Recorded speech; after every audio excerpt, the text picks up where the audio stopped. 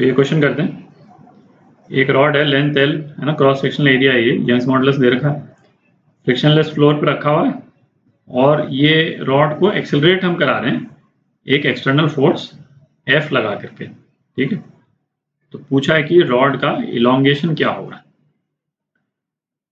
तो ऐसा करते हैं, सबसे पहले तो ये जो सिचुएशन है इसको एक दूसरी सिचुएशन से कंपेयर करते हैं और देखते हैं कि उसमें डिफरेंस क्या है। तो दूसरी सिचुएशन हमने ये रखी है कि रॉड को हमने यहाँ पे किसी एक वॉल से अटैच कर दिया, मतलब रॉड मूव नहीं कर सकती। ठीक है, जो नॉर्मल केस अभी तक अपन रॉड के एक्सटेंशन के देख रहे थे, रॉड को एक एंड से हम फिक्स कर देते थे। ठीक है, तो इस सिचुएशन में और इस सिचुएशन में डिफरेंस क्या है?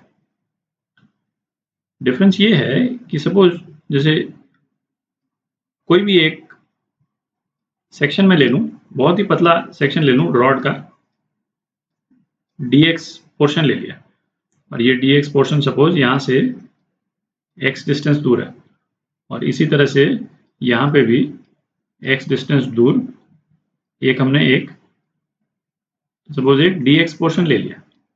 ठीक है, ये dx पोर्शन जो है वो यहाँ पे जो फोर्स एक्सपीरियंस कर रहा है, यहाँ पे dx बिल्कुल इन्फिनिटेसिमली थिन है ना, dx बेसिकली टेंड्स टू 0 है।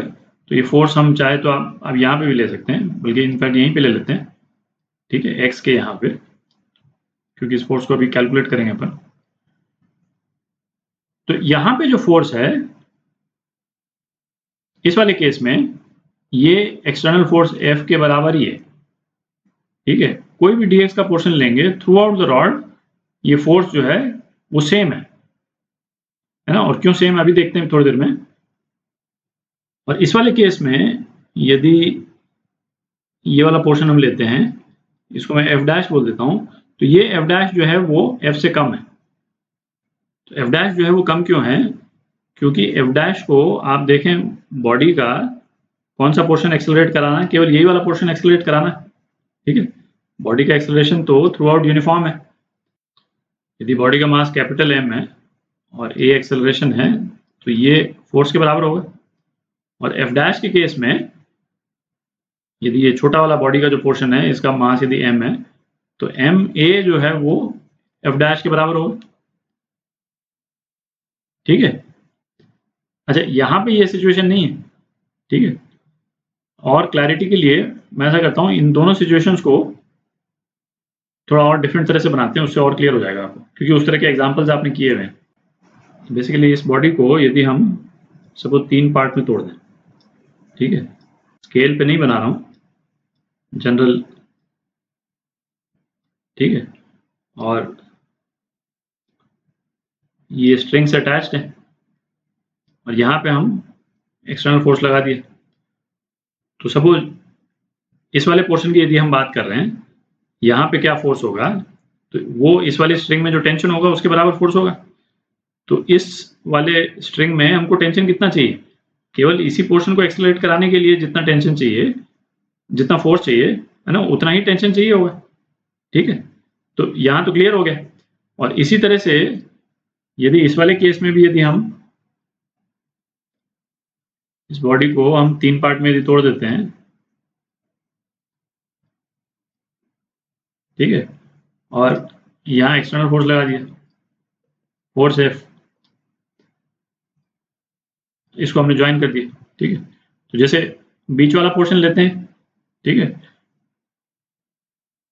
तो इन तीनों में से हम कोई भी ब्लॉक ले लें। यहाँ पे तो वॉल है, वॉल पे ये लास्ट वाला ब्लॉक जो है वो जुड़ा हुआ है।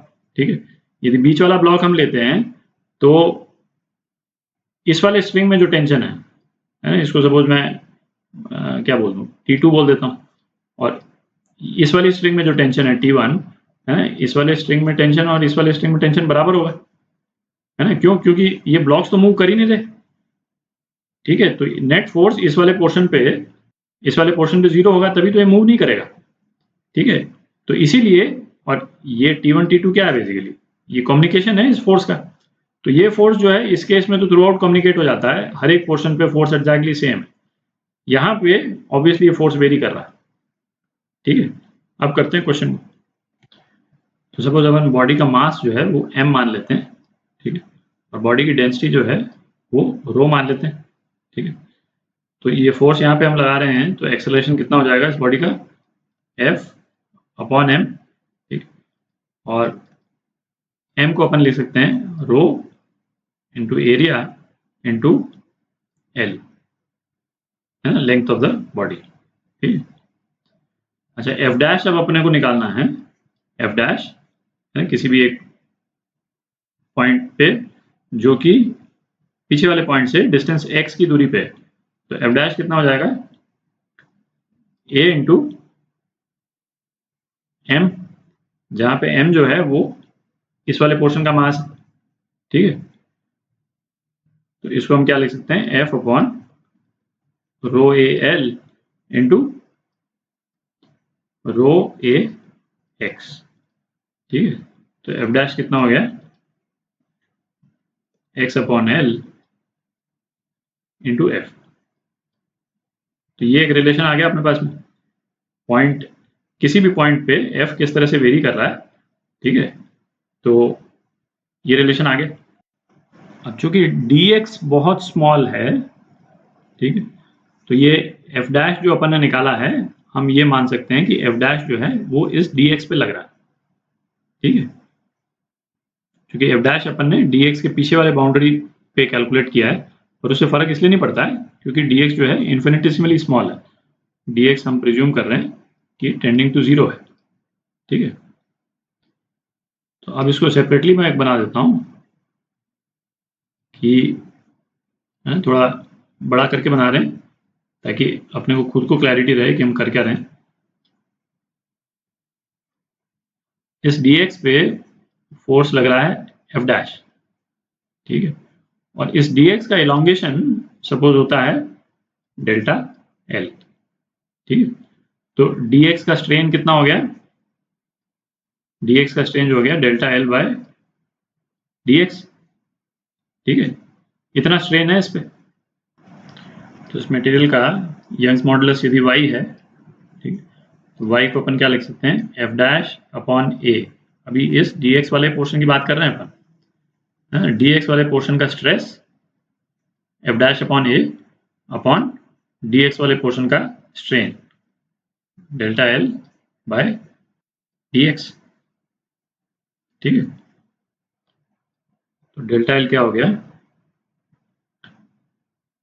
1 upon Young's modulus a F dash की वैल्यू डाल देते हैं x F अपॉन L, ठीक है, इंटू dx। इसको हम इंटीग्रेट कर दें 0 से, ये तो मैक्सिमम इलोंगेशन L, ठीक है, मतलब टोटल इलोंगेशन L, और इसको ये x dx को इंटीग्रेट कर देंगे 0 टू L तक, ठीक है। तो L जो है वो इलोंगेशन ये कितना आ जाएगा, F अपॉन YA, और ये L²/2 आ जाएगा, ठीक है, और नीचे ये L भी है, तो ये आ जाएगा आपका FL/2YA, ठीक। तो ये इलोंगेशन हो गया, ये टोटल इलोंगेशन हो गया रॉड का, ठीक है।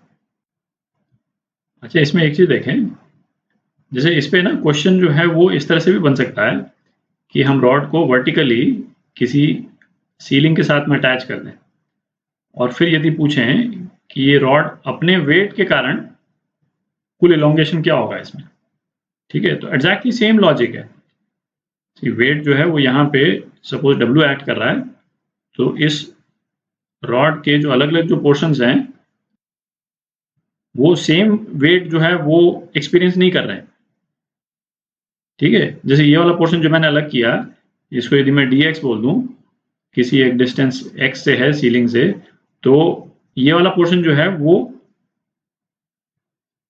रॉड का जो ये वाला पोर्शन है उसका वेट जो एक्सपीरियंस करेगा, ठीक है। और इसी तरह से जो है ये जो फोर्स एक्सपीरियंस करेगा अलग अलग पोर्शन, वो वेरी करेगा, एग्जैक्ट सेम लॉजिक। और फिर आप इंटीग्रेट करके जो है वो टोटल इलोंगेशन इस केस का निकाल सकते हैं। तो ये केस इस केस के है ना बिल्कुल सिमिलर है, ठीक है।